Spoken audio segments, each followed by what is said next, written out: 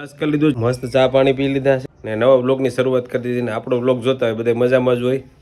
તો બધાને જય શ્રી રામ. ને આજે છે ને અમારા ગામમાં કળશ લઈને બાજુના ગામમાંથી કળશ લઈને આવવાનું છે. અયોધ્યા મંદિરને જે અનુલક્ષીને જે કળશ લઈ આવવાનો છે ને એ કળશ લઈને આવવાનું છે. ને સવારમાં વહેલા ઉઠી ગયા એ માટે 10-11 વાગે ઉઠતા હોય, પણ અત્યારે વહેલા ઉઠી ગયા. નાહવાનો ટાઈમ નથી મળ્યો કારણ કે જે બધાનું સ્વાગત ને એવું બધું કરે છે એનું સામૈયા કરે છે. તો હું પણ ફટાફટ નીકળું, વિડીયો તમારા સુધી પહોંચાડી શકું. ને જેમ કાલે આપણે વાત કરી હતી ને વિડીયો, કાનજી કરીને છોકરો છે એણે વાત કરી, મને ખબર નથી કે આવી રીતે કળશનું આયોજન છે, કળશ આપણે ગામમાં લઈ આવવાનો છે. મને કંઈ એવી કંઈ ખબર નથી, પણ જે ઓલો છોકરો છે કાનજી, એણે કાલ મારા વિડીયોમાં કીધું હતું કે આવી રીતે આપણે ગામમાં પ્રસંગ છે. અયોધ્યામાં જે મંદિરનું જે નિર્માણ થઈ રહ્યું છે એને અનુસંધાને એક આપણા ગામના અંદર કળશ 22 તારીખ સુધી રાખવાનો છે મંદિરની અંદર. તે કળશ કાલે જાનુડા ગામથી આપણા ગામની અંદર આવવાનો છે. તે છોકરાએ મને એવી રીતે માહિતી આપી હતી. તો ચાલો, હું આજ વહેલો ઉઠી ગયો છું ને ચા પાણીને ફ્રેશ થઈ ગયો, બ્રશ કર્યો. નાવાનો સમય મળ્યો નથી, તો નાયા કરશું ને તો બધો પ્રસંગ પૂરો થઈ જાય. એટલે હું ફટાફટ હવે નીકળું ને જાઉં છું એ શોભાયાત્રાની અંદર. તો ચાલો આપણે બધા સાથે મળીને શ્રી રામની જે મંદિરનું નિર્માણ થઈ રહ્યું છે, શ્રીરામનો રાજ્યાભિષેક થઈ રહ્યો છે, એ પ્રસંગમાં આપણે પણ એ પ્રસંગમાં હાજરી આપીએ. ફાઇનલ આપણે જે કાલે વાત કરી હતી ને કે કળશ લઈને બાજુના ગામમાંથી ખોરાસા લઈને આવવાના છે, અમારા ગામની અંદર લઈને આવવાના છે. એ કળશ આવી ગયો છે અત્યારે, ને જો જાનુડા ગામથી આવી ગયો છે ને અત્યારે અમારા ગામમાં એને સ્વાગત કરવા માટે ઊભા છે. ને સામેથી જો ડીજે ને એવું બધું વાગે છે ને રામ મંદિરે લઈ જવાનો છે.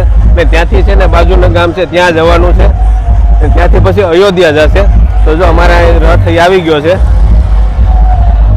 ત્યાં ટ્રેક્ટર ને એવું બધું શણગારેલું છે. આવી રીતે જો બાજુના ગામમાંથી કળશ આવ્યો છે.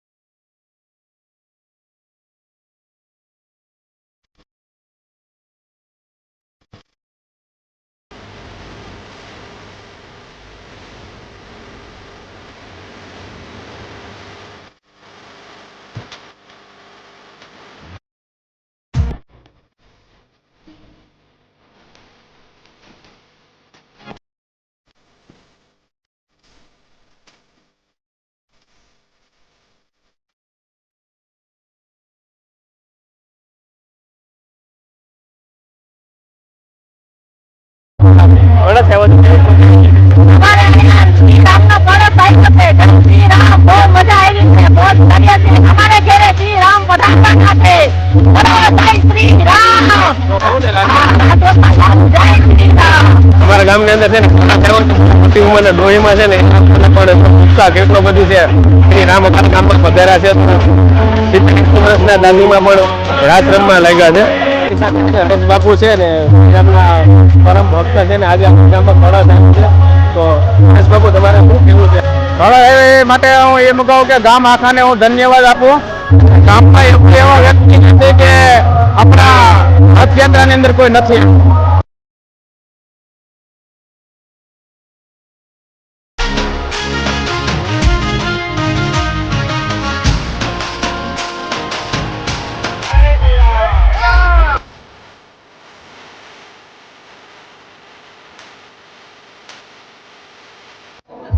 જે 22મી તારીખે આપણે અયોધ્યામાં જે રામ મંદિરની પ્રાણ પ્રતિષ્ઠા થવાની છે તેનો કળશ આજે ખોરાસા ગામમાં જાનુડાથી સામૈયું કરીને લઈ આવવામાં આવેલ છે. તેમાં ખૂબ જ લોકોને ઉત્સાહ રહ્યો અને ખૂબ જ લોકોએ સાથ સહકાર આપ્યો. અને એક રામ મંદિરના નાતે, બધા એક ધર્મના નાતે સાથે જોડાઈ અને બધા સાથે રહી અને એક મોટો અવસર આજ ગામમાં દિવાળી જેવો મનાવી રહ્યો છે.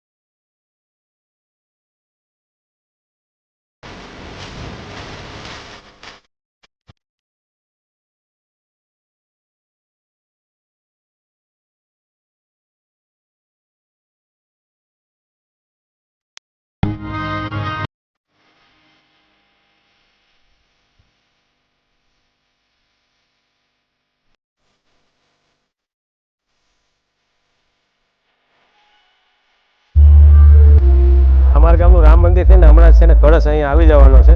અત્યારે બજારમાં છે ને બધા મંદિરો કળશ લઈને ગયા હતા ને હવે રામ મંદિરમાં આવવાનો છે કળશ.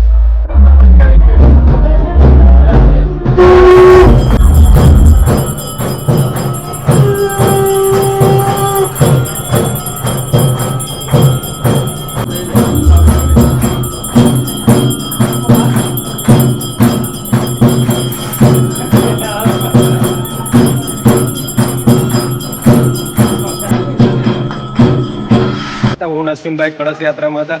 બધા મંદિરે કળશ લઈને ગયા. પછી હવે અત્યારે રામજી મંદિરમાં કળશ રાખ્યો છે અને 22 તારીખ સુધી કળશ રાખવાનો છે.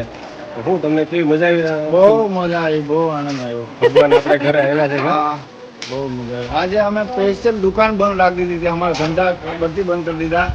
બસ રામજી જ રામજી રામજી. જય શ્રી રામ, જય શ્રી રામ. આ કેટલા વર્ષોનું આપણું સપનું ભગવાનનો રાજ્યાભિષેક થાય એ આજે પૂર્ણ થવા જઈ રહ્યું છે 22 તારીખે.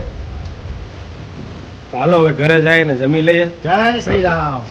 કારણ કે હવે બપોરના 12:30 ની આજુબાજુ થયા છે ને સવારના અમે શોભાયાત્રામાં હતા. બહુ મજા આવી. બહુ મજા આવી. પછી આવા નવા કાર્યક્રમ થતા રહે. જય શ્રી રામ, જય શ્રી રામ, જય શ્રી રામ. તો ફાઇનલ આપણે છે ને શોભાયાત્રામાંથી ઘરે પૂગી ગયા છે. કાનાજી મને યાદ કરાવ્યું કે આખો દિવસ હું કળશની હારે જ હતો ને કળશમાં આખા ગામમાં જે પ્રદક્ષિણા કરી પછી રામજી મંદિરે ગયો તો કાનાજી મને યાદી કરાવી. આજે એનો અમે પૂરેપૂરો લાભ લીધો છે. અમારા ગામની અંદર 13 તારીખે માતાજીનું એક પાલિયાઈ માતાજીનું મંદિરની ગામની બાજુમાં જ મંદિર આવેલું છે. તો ત્યાં એક પ્રસંગ છે એટલે ત્યાં એક નાનો મેળો પણ થાય છે. પછી યજ્ઞ હોય, દિવસ દરમિયાન જમણવાર હોય ને રાત્રિના કાન ગોપીનો ને એવો બધો પ્રોગ્રામ છે. પછી ધજા લઈને અહીંથી ગામમાંથી ગાજતે વાજતે મંદિર સુધી જવાનું હોય.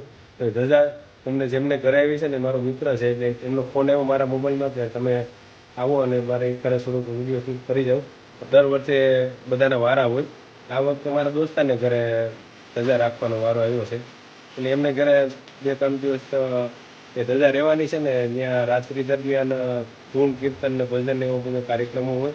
તો જે એમને ઘરે જઈ આવું.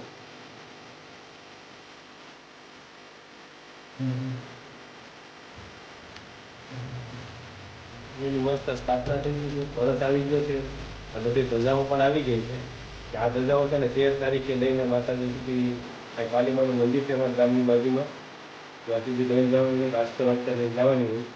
તારા મિત્રને જ્યાં વારો આવ્યો એટલે દિવસ દરમિયાન અખંડ દિવસ પણ ચાલુ રહેવાનું છે. માતાની મારે 3 દિવસનું કાર્યક્રમ હોય એની સ્થાપના થઈ ગઈ છે. ત્યાં ધૂન પણ હોય તે તારીખે આપણાથી વાત રહી જવાના એ ત્યાં દરબાર ચડાવી આખો દિવસ ત્યાં ઘણા કાર્યક્રમ છે. કાર્યક્રમ સાંજે પાસમાં 5 દિવસનું આયોજન કરતા છે. તેજસ્વી વિદ્યાર્થીનું સન્માન પણ કરવાનું છે ને નાનો એવો મેળો પણ યોજાય છે. આખા દિવસ દરમિયાન જમણવાર પણ ચાલુ. જમણવાર ચાલુ.